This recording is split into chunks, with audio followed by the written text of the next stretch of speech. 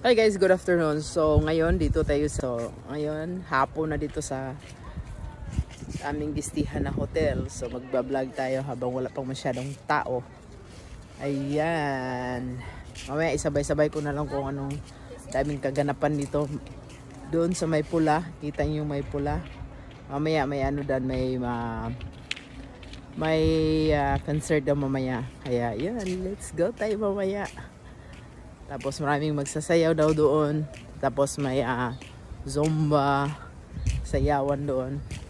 Okay naman. Enjoy na lang natin ang life natin. Pulang-pula yung mukha ko kasi naligo ako kanina sa dagat. Char. Yeah, ganda. Ikot-ikot lang. Pero grabe dito guys. Daming lamok. Buti na lang may dala kaming spray. Oh God. God. Yeah. Ganda no? May time kayo guys. Bakasyon din.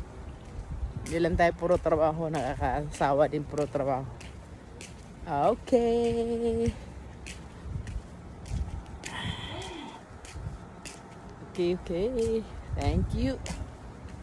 Ikot-ikot lang tayo.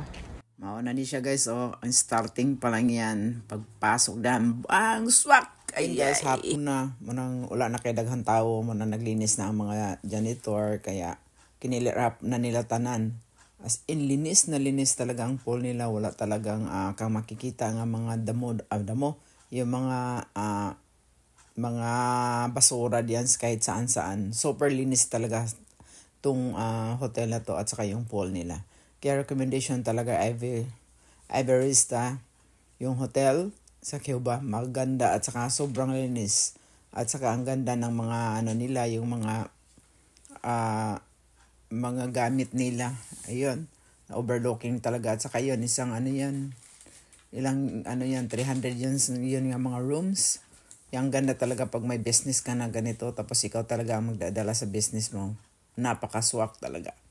Yun, lalo na pag summer at saka yung mga mahilig din sa mga maligo sa mga pool or sa mga dagat na mahilig sa magbakasyon. Dahil sa sobrang pagod sa trabaho, pwede yung magpa-relax kayo naman paminsan-minsan. Yan, ang ganda talaga ng overlooking talaga sila. At saka yung paiba-iba pa yung mga style nila. Kanya-kanya. At saka may entertainment sila paggabi. Kompleto talaga sila. Kaya kaso lang maraming lamok. Natural maraming lamok kasi may swimming pool. Kabar sila. Yan. Alright. Kaya yan, kung may time, enjoy din. Enjoy din natin sarili natin. Kaya yan, maganda talaga. Yan, may swimming pool din yan ng mga pambata. At saka pwede na akong magbata-bata. Pwede na akong maglaro doon sa mga may dragon char. Ayan, napakalawak talaga. At saka sobrang linis. At saka maintain talaga nila. Ayan, ang dami nila mga tauhan. Ang ganda ng mga ambience nila. Lahat, maganda din mga pagkain nila. Marami din sila may excursion diyan kung saan ka gusto. Alright, thanks for watching. Bye!